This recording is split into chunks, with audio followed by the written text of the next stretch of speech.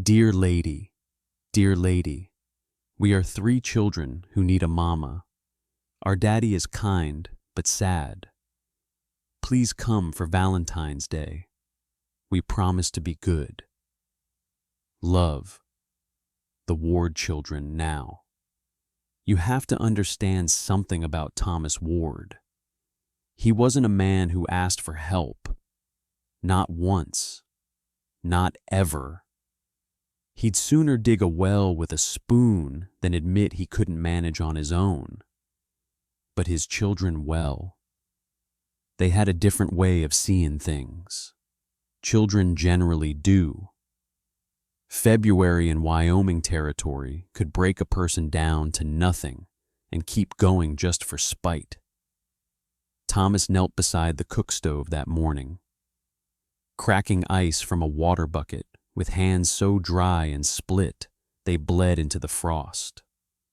The cold had found every gap in the cabin's chinking overnight, painting the interior walls with a thin white skin.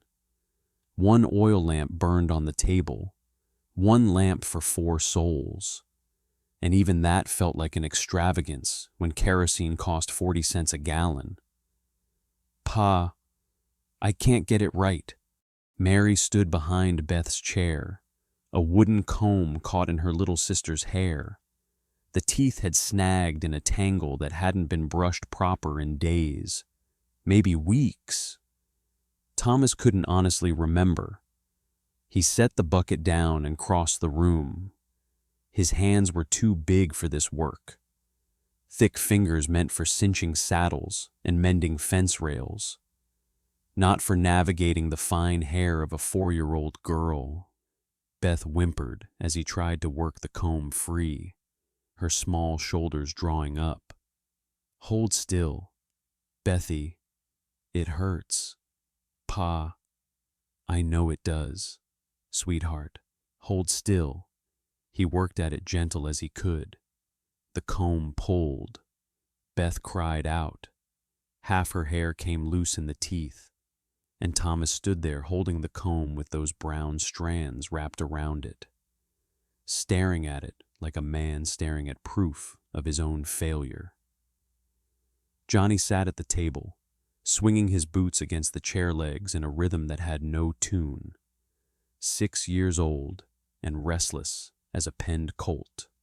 When's supper? Pa. Soon. Thomas heated beans. 3rd night running, he spooned them onto 3 tin plates and set them down without ceremony. Mary ate slow, watching him with her mother's eyes, dark, steady, full of things an 8-year-old shouldn't have to carry. Johnny shoveled food like a boy afraid the plate might disappear. Beth pushed beans from one side to the other and ate almost nothing. She'd been doing that for months. After supper, Thomas washed the plates in water so cold it made his knuckles ache. He dried his hands on his trousers, and the fabric caught on the cracked skin along his thumbs. He looked at his children in the lamplight, 3 small faces turned golden by the flame. Mary had Sarah's eyes. Johnny had her stubbornness, that jaw set forward like a dare. Beth had her small, round face and the way she tilted her head when she was thinking. 3 reminders of the woman who'd made this cabin a home and then left it. Not by choice, by fever. 2 winters back, Thomas bent to pick up a scrap of paper from the floor near the table. Writing paper, torn from the pad he kept in the bureau for supply lists. He didn't think much of it, tossed it in the kindling box, blew out the lamp. He carried Beth to bed and pulled the quilt to her chin and stood there a moment in the dark, listening to his children breathe. A man could raise 3 children alone if he worked hard enough and didn't think too much about what was missing. That was what Thomas told himself. He told himself a lot of things that February. Most of them weren't true. The Valentine stage. Catherine Moore had read the letter 40 times. She'd memorized every misspelled word, every crooked line where a child's handwriting tried so hard to look like a grown man's. She kept it folded in her coat pocket, and her fingers found it now, thin paper, soft from handling as the stagecoach rattled to a halt. Valentine's Day, 1884. The town of Sadler's Creek sat low against the Wyoming plains, wooden buildings gray as old bone beneath a sky the color of dirty wool. Catherine stepped down into frozen mud. Her Boston boots, buttoned leather with a modest heel, were entirely wrong for this ground. She'd been a teacher, a good one, 3rd grade at the Alcott Academy, where the daughters of respectable families learned penmanship and geography, and how to keep their opinions small.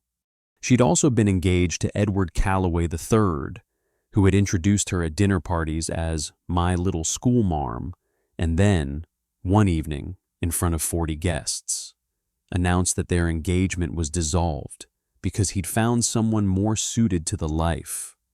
Catherine had stood in her best dress while Boston society examined her like a horse that hadn't cleared the reserve at auction. That was 6 months ago.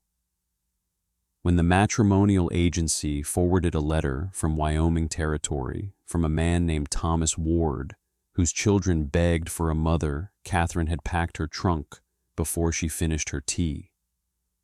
Now she stood in a town she'd never seen, looking for a man she'd never met. She found him at the general store. Or rather, she found a tall, thin man in a worn canvas coat, staring at a shelf of canned goods with the expression of someone trying to solve a problem that had no solution. His boots were cracked. His hat had lost whatever shape it once held. His hands, gripping a supply list, were red and split at every knuckle. Mr. Ward. He turned, weathered face, deep-set eyes, a jaw that hadn't seen a razor in several days. He looked at her the way a man looks at snow in April, confused, slightly alarmed, not sure what it means. "Ma'am, I'm Catherine Moore. I received your letter." My letter. He said it flat. Not a question. A wall going up. From the matrimonial agency. You wrote asking for, "Ma'am, I didn't write to nobody." The silence that followed could have frozen solid in that cold. The ground shifted under Catherine's boots, though nothing had moved.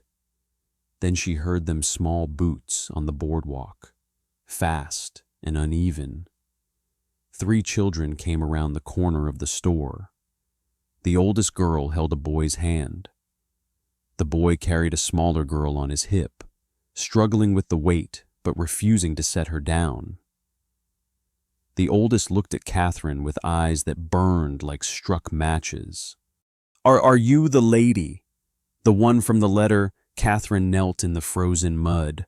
"I am." All 3 children rushed forward. The little one grabbed Catherine's skirt with both fists. The boy pressed against her side, warm and fierce. The girl Mary. Catherine would learn gripped Catherine's hand with both of hers and said the words that would change 5 lives. "Please stay. Please be our mama." Thomas Ward stood behind his children. His face had gone the color of ash. Catherine looked at him, at the exhaustion carved into every line, at hands so cracked they'd bled through his gloves and she looked at 3 children holding on to a stranger like she was the last solid thing in the world. "Let me stay for 1 month. If we're not a good fit, I'll leave quietly. No promises owed." Thomas looked at his children's faces, then at hers. He didn't shake her hand. He nodded once. That nod cost him everything he had left of his pride. The first supper. Thomas waited until the children were busy in the front room before he turned to Mary. "You wrote that letter." It wasn't a question. Mary stood straight as a fence post, chin lifted, no remorse in those dark, steady eyes. "Yes, sir. You took my name, sent it to strangers clear across the country." "Yes, sir. Where'd you even get the address?" Mrs. Hendricks had a matrimonial paper under her counter at the store. "I copied the address while she was weighing flour for the Petersons." Thomas rubbed his face with both hands. He ought to be angry. He knew that. A father should correct his children when they forge his name and mail it to a bride agency in Denver. But Mary's eyes held the same look Sarah's used to get when she'd decided something steady, certain, already past the point of argument. "Mary Elizabeth Ward, we need her." "Pa," Mary's voice didn't waver. "Johnny don't remember how to laugh no more. Beth won't eat right and she don't sleep through the night. And you—" She stopped. Her throat moved.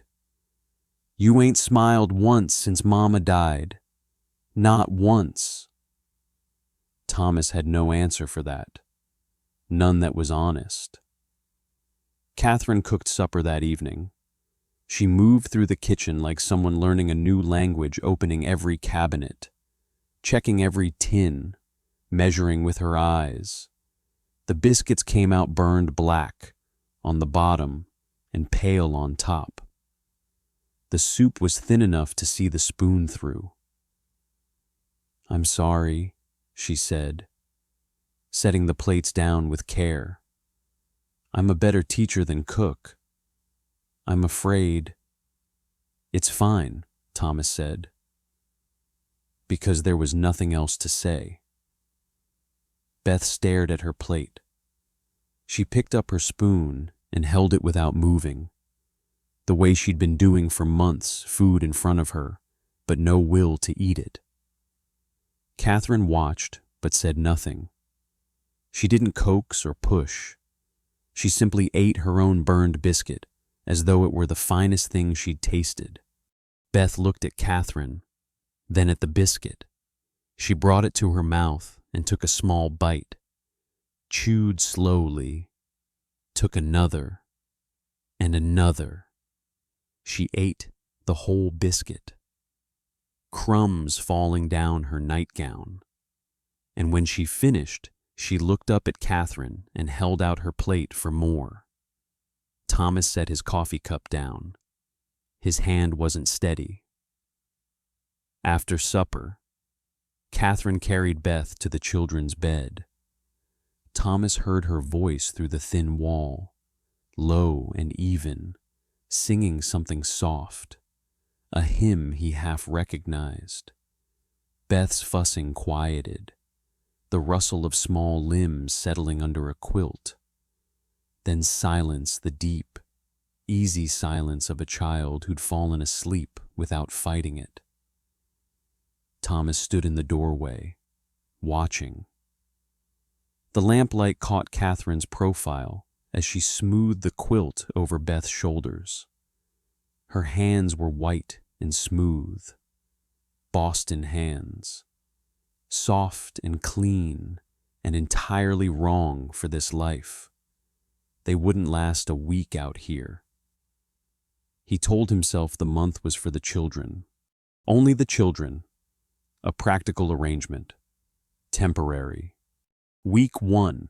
Small repairs. Catherine inventoried the cabin on her second morning and had to step outside to press her hand against her mouth. No curtains on any window. One wooden comb for 3 children, missing half its teeth. Not a single book anywhere in the house. 4 tin plates, one cracked clean through the middle and held together with hope. No mirror, no rug.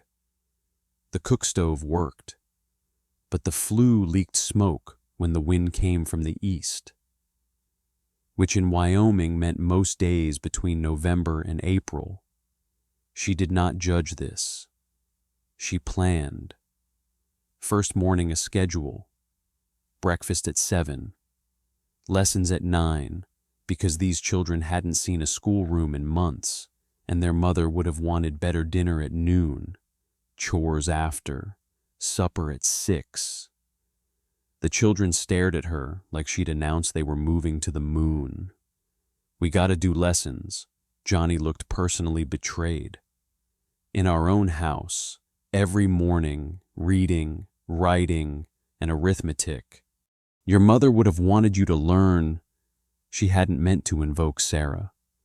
The cabin went still, but Mary nodded slowly, something old and grateful moving behind her eyes. And that was enough to settle it.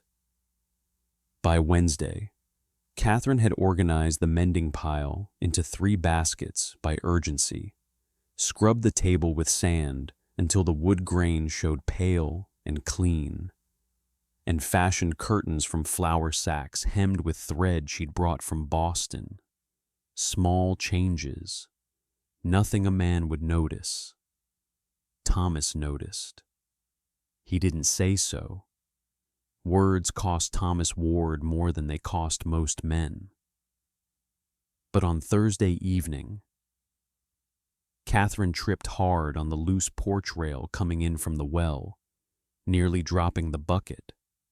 She caught herself, bruised her shin, said nothing about it. Friday morning, the rail was fixed, new nails driven flush, the wood sanded smooth where a splinter might catch. He'd done it before dawn, in the dark, without mentioning it. Catherine ran her hand along the rail when she found it and stood there a moment, understanding something about this man that his silence couldn't hide.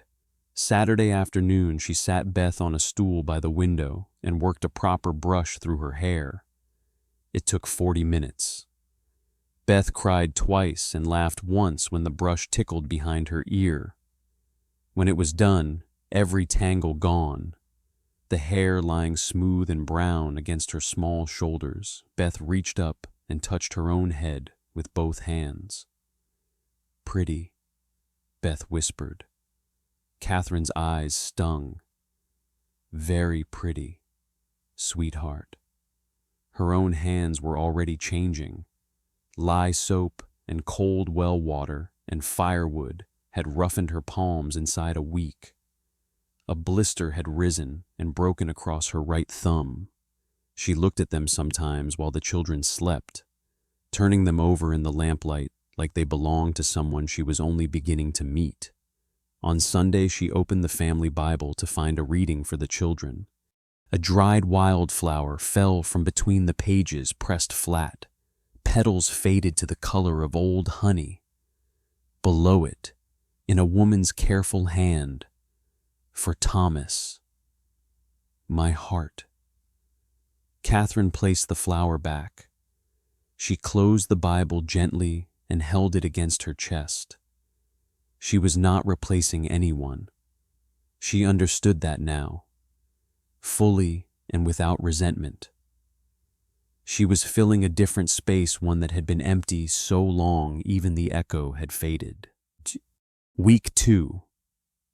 Bread rising. The smell hit Thomas before he reached the porch. He'd been mending the south fence since first light, working in cold that turned his breath to smoke and made his fingers clumsy on the wire. His hands ached in the old familiar way, cracked knuckles, split skin along both thumbs, a deep stiffness in the joints that wouldn't ease until spring. He'd been thinking about nothing except the next post, the next strand, the steady work of keeping things from falling apart. Then he opened the cabin door and stopped moving.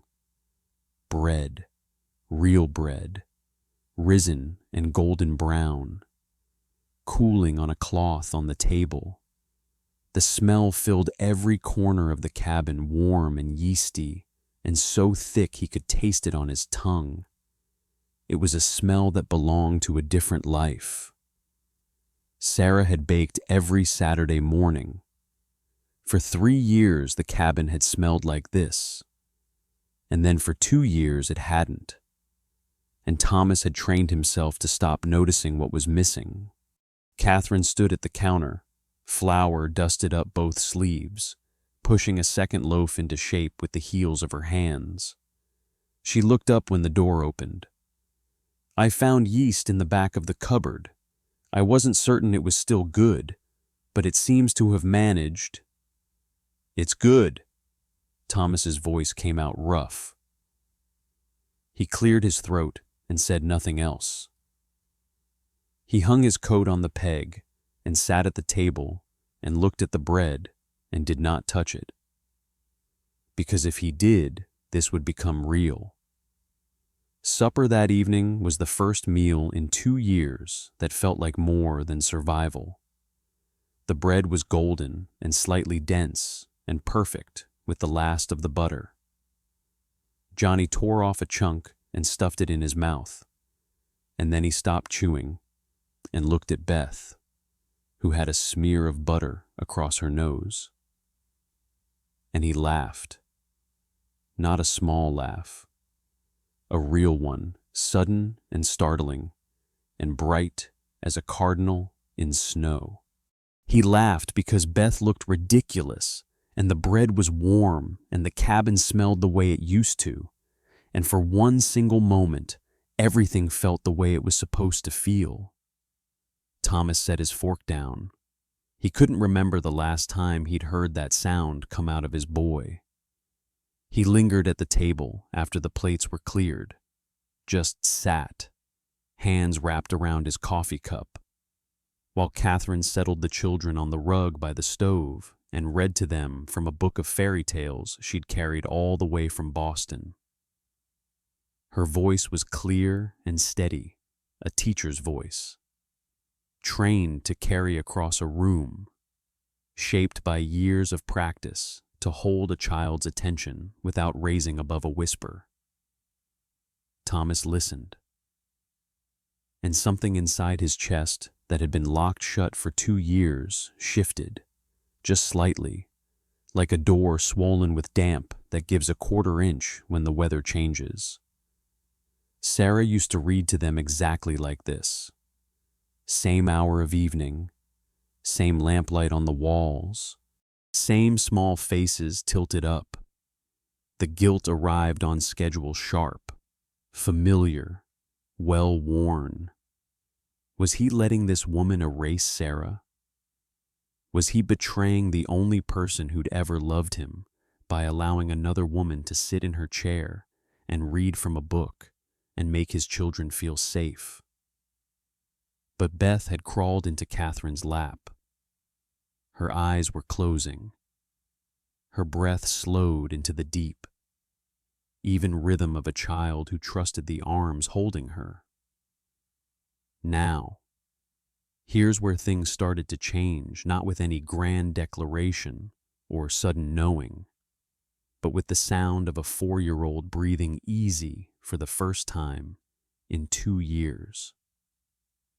Thomas heard it from across the room, and whatever argument he'd been building against this woman and this feeling, he couldn't make himself finish it. "Bread's good," he said quietly. Catherine looked up from the book. 2 words from Thomas Ward. She heard everything he couldn't say behind them. Week 3. The Mercantile. Catherine needed thread, salt, and lamp oil. Simple errands.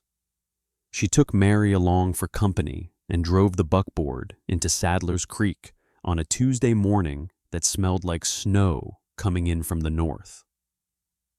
Mrs. Hendricks ran the general store with the efficiency of a telegraph operator and the discretion of a town crier. She had opinions the way Wyoming had, wind constantly, from every direction, and with no intention of stopping. She looked at Catherine over the top of her spectacles, the way a woman examines something she fully intends to discuss with 6 other women before noon. "You're the Boston woman staying out at the Ward place." "I am." Catherine set her list on the counter. "Unmarried woman. Under a widower's roof. 3 weeks now. I'm told." Mrs. Hendricks weighed the salt without once looking at the scale. "Folks have noticed. Folks generally do. They're saying those children wrote the letter themselves. Used their daddy's name like bait on a hook." Mrs. Hendricks lowered her voice, though every person in the store had already stopped pretending not to listen. "They're saying it ain't proper. Miss Moore, not proper at all." Catherine paid for her goods with exact change and walked out with her back straight and her chin level. But outside, loading the buckboard, she heard 2 women on the boardwalk behind her. They weren't troubling to whisper. Mail order bride, if you can believe it. Boston woman playing house with another woman's children. Those poor babies, used like bait in a trap. Catherine's hands stiffened on the flour sack. Her shoulders drew up tight and her jaw locked, and she stood very still beside the buckboard, staring at the grain of the wood without seeing it. The words found every crack she'd spent 6 months trying to seal. She had come because of the children's letter. She was sleeping in a dead woman's bed, and the whispers would follow her until she either married Thomas Ward or climbed back on that stage and disappeared. That night, after the children were asleep, Catherine sat on the edge of the bed with her coat in her hands. The trunk was right there, open, half her things still folded inside it because she'd never fully unpacked. She could be ready in 20 minutes. The Wednesday stage left at 9. She'd be gone before the children woke, and they'd forget her by summer. Then Mary appeared in the doorway, barefoot, her nightgown an inch too short at the wrists because she'd grown since fall and nobody had noticed. "You're leaving?" Not a question. The flat voice of an 8-year-old who had already learned the worst thing the world teaches, that people leave and they don't always say goodbye. "Mary, please don't go like Mama did." Mary's voice broke open like a creek through ice. "Please, I'll be better. I'll do my lessons without complaining. Just please don't leave us." Catherine looked at her own hands, chapped, reddened, a healing blister on the right thumb, raw across every knuckle. These were not the hands that had stepped off the stagecoach 3 weeks ago. These hands had scrubbed pine floors on their knees and kneaded bread dough at dawn and braided a little girl's hair every single morning without being asked. She hung her coat on the hook. "I'm not leaving tonight. Sweetheart, come here." Mary crossed the room fast and pressed her face hard into Catherine's shoulder and held on with both arms. Catherine wrapped her rough hands around the girl's thin back and held her while she shook. Outside, the wind picked up. Inside, Catherine made a decision that had nothing to do with the trial month and everything to do with the child in her arms. The fire between. The blizzard came on the first Tuesday of March, hard and fast and mean, the kind that buried fence posts and turned the world to white noise. Thomas brought the horses into the lean-to and stacked firewood by the cabin door and told the children they weren't going anywhere for a good while. By evening, The cabin felt smaller than it ever had. Johnny and Beth had fallen asleep on the rug near the stove, tangled together like barn cats. Mary sat in the corner reading by lamplight, her lips moving over the words the way Catherine had taught her. The wind threw itself against the walls in long, shuddering gusts that made the lamp flame bend. Catherine sat at the table mending Johnny's shirt. Thomas sat across from her, his hands flat on the wood, doing nothing, which was so unusual that Catherine noticed it the way you notice silence after thunder. "Can I ask you something?" she said. "Reckon so." She kept her eyes on the needle. "How did she die?" Thomas was quiet for a long time. The fire popped and shifted. A log broke in half and sent sparks against the grate. "Fever," he said. "Winter of '82. Started with a cough, and I figured it'd pass. Coughs always passed before." He looked at his hands on the table, those dry, cracked, split-open hands that had built every wall of this cabin and dug the garden and couldn't do the one thing that mattered. "I rode to town for supplies, flour and salt, things we was running low on. I told Sarah I'd fetch Doc Millard on my way back." He stopped, swallowed, went on. "Road was bad. Took longer than I figured. I was carrying sacks of grain up the porch steps when Mary came through the door crying. Said Mama wouldn't wake up." His voice stayed level, the way a man's voice stays level when he's told himself something so many times the words have gone smooth as river stones. "I chose flour over my wife. I was practical when I should have been there, and she died in that bed alone because I was hauling grain." The fire burned lower. Catherine set down the mending. She did not reach for his hand. She did not offer comfort or scripture or any of the careful phrases people used when they wanted to help but didn't know how. Instead, she said, "My fiancé stood up at a dinner party in front of 40 people and announced I was adequate but uninspiring. He said it the way you'd describe a wallpaper pattern you'd decided against." She folded her hands on the table, one over the other, holding herself together at the seams. "I spent 6 months after that sitting in my apartment with the curtains drawn, going over every conversation we'd ever had, trying to find the moment I became insufficient. I came west because I couldn't bear one more person looking at me with that particular tilt of the head that means they feel sorry for you but not sorry enough to say so. 2 broken people sat across a dying fire and looked at each other without flinching. No fixing, no wisdom, no assurance that everything would be all right, because neither of them believed in easy promises anymore. Just the plain fact of damage laid out honest between them, like cards turned face up on a table. Thomas looked at Catherine's hands, rough now, red-knuckled, wrapped around his son's mended shirt with the quiet competence of a woman who had learned hard things quickly and never once asked for gratitude. "You ain't insufficient," he said. "Not by a long ways." Catherine looked at him across the table. "You aren't guilty, Thomas. You were providing for your family. That's not a sin." Neither of them said anything else for a while. The fire settled to embers.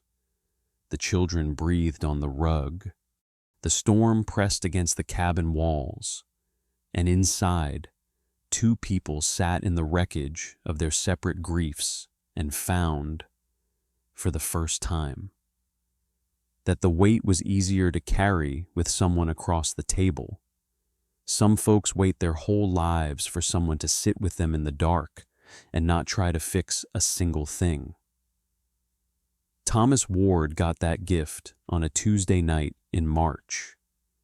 With the wind howling outside and the fire almost gone and his children sleeping warm not 10 feet away, the 14th March 14th arrived the way all important days arrive, looking ordinary until you realize it isn't. Catherine rose before dawn. She opened her trunk and began folding her things with slow, deliberate care. The blue dress she'd worn to teach in Boston, the book of fairy tales, now dog-eared from nightly readings, her writing kit, each item placed and smoothed and placed again. She was not packing quickly. A woman packing quickly does not stop to run her fingers over every fold. In the barn, Thomas forked hay into the trough and stood with his hand on the mare's neck, trying to find words that would not come. He'd proposed to Sarah with 6 plain words 20 years ago. "I'd be honored if you'd stay." Sarah had laughed and said yes. But that was different. Sarah had already known the silences and the stubbornness and the hands that couldn't manage gentle work.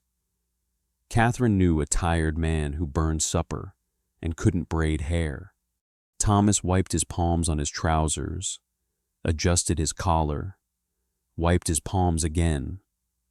Inside the cabin, the children moved through the morning like small animals sensing a change in weather. Johnny set the breakfast table without being asked. Beth stayed close to Catherine's skirt, one hand gripping the fabric. Nobody mentioned the deadline. Nobody needed to. At supper, Mary set the table. 5 places. Same as every night for 3 weeks. But tonight she had placed something at Catherine's seat. A dried wildflower, small and brown and half crushed, standing in a tin cup filled with pebbles to hold it upright. Where Mary had found a flower in March was a mystery. But there it stood, leaning slightly to the left. The most determined little bloom in Wyoming territory. It was the most beautiful table Catherine had ever seen. She couldn't eat much, neither could Thomas. The children watched them both with enormous eyes and chewed in silence. After the plates were cleared, Thomas stood. He rubbed his hands on his trousers one more time. "Catherine, would you step outside with me a minute?" The cold had broken. For the first time in weeks, the sky was clear, deep, and black, and wild with stars. The kind of sky that only exists where no city light competes. The air still carried winter's edge, but something underneath it had shifted. A softness, the faintest suggestion that the ground might thaw. Thomas stood beside her on the porch he'd built with his own hands and looked out at the dark and delivered the longest speech of his life. "I ain't got fine words. Catherine, I ain't got Boston manners or a house worth much or anything a woman like you ought to be impressed by. I got this porch. I got those 3 children in there who love you in a way I got no right to have asked for, except I didn't ask. They did, because they're braver than their father." He stopped, took a breath, held up his hands rough, split, calloused to the bone. "And I got these. They ain't much to look at, but they'll work for you every single day, and they'll never once let you feel like you ain't enough, because you are enough." Catherine, you've been enough since the day you stepped off that stage. Catherine reached for his hands before he finished the sentence. She took them, those cracked, bleeding, work-ruined hands, and held them in her own. Her hands were rough now, too, red-knuckled, strong, Boston hands no more. Yes, she said. Yes, Thomas. Inside the cabin, 3 faces pressed against the window glass, breath fogging the cold pane. Beth's whisper carried through the door like a prayer. Is she staying? Mary nodded. Tears ran down her face, but she was smiling so wide it hurt. She's staying. Bethy, she's staying. A letter home. They married on Saturday. The circuit preacher, Reverend Hollins, happened through Sadler's Creek that same week. The kind of timing that makes a person wonder whether somebody somewhere was keeping an eye on things. The ceremony took 4 minutes. Thomas wore his clean shirt, brushed until the collar stood straight. Catherine wore the blue Boston dress, the one she'd almost packed away for good. Mary held Beth on her hip. Johnny stood at his father's side, solemn and still. Mrs. Hendricks came, which surprised the whole town, and brought a jar of blackberry preserves with a ribbon around the lid, which surprised them more. The cabin was the same cabin, same tin plates, same flour sack curtains, same cook stove with the flue that leaked when the wind blew east, same porch, same view, same frozen mud in the yard. But nothing inside it was the same. Not one thing. Catherine unpacked her trunk for the last time that evening. The children were asleep. Thomas sat at the table with his coffee, watching her in the lamplight, the way a man watches something he's afraid might vanish if he looks away. At the bottom of the trunk, beneath the books and letters, and a tin-type photograph of her parents, Catherine found her white teaching gloves, kid skin, pearl buttons, not a single mark on them. She held them up and turned them over. These were the hands she'd brought to Wyoming soft, careful, protected, the hands of a woman who had lived cautiously and been rewarded with nothing. She placed them in the bureau drawer and closed it. Sunday morning. Catherine opened the family Bible to choose a reading for the children. The book fell open to the familiar page, the pressed wildflower. Sarah's inscription in her careful hand, for Thomas, my heart. And beside it now, tucked against the spine where it hadn't been before, a folded piece of paper, the children's letter. Thomas had kept it. He'd placed it in the Bible alongside his first wife's words, not to replace them, but to let them rest together, the old love and the new, side by side on the same page. Catherine lifted the letter with hands that were rough and red and capable. She unfolded it and read the crooked words one more time, those desperate, misspelled, brave little lines written by 3 children who understood something their father couldn't see. That love, even when it comes in the wrong handwriting, even when it's messy and ungrammatical and arrives from the wrong direction entirely, is still worth asking for. She sat at the table. She took a fresh sheet of paper and the pen Thomas kept for supply lists, and she wrote, Dear lady, sometimes love doesn't arrive the way you expect. Sometimes it's written in a child's handwriting, misspelled and desperate and true. Sometimes it shows up on a frozen porch in February, wearing a canvas coat and hands too rough for braiding hair. But if you're brave enough to stay, if you're brave enough to let your hands get rough and your heart get soft, you might find that the life you didn't choose is the one that chose you. She set the pen down. Through the window, morning light fell across the yard where Thomas lifted Johnny onto his shoulders. Beth clung to his leg, laughing. Mary walked beside them, talking fast about something that made Thomas stop in his tracks and tip his head back and laugh a real laugh. Deep and sudden, rising into the cold March air like something released after a long captivity. Catherine folded her letter and placed it in the Bible beside the children's. 2 letters now, side by side, one that asked, one that answered.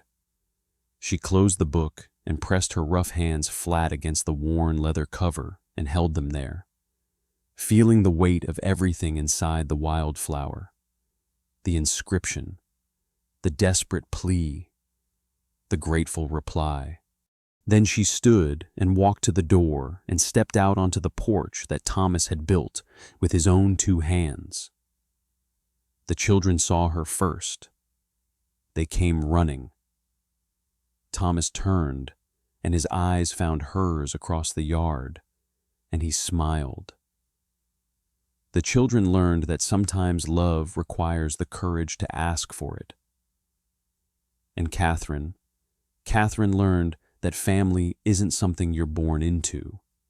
It's something you choose every single morning with rough hands and a willing heart.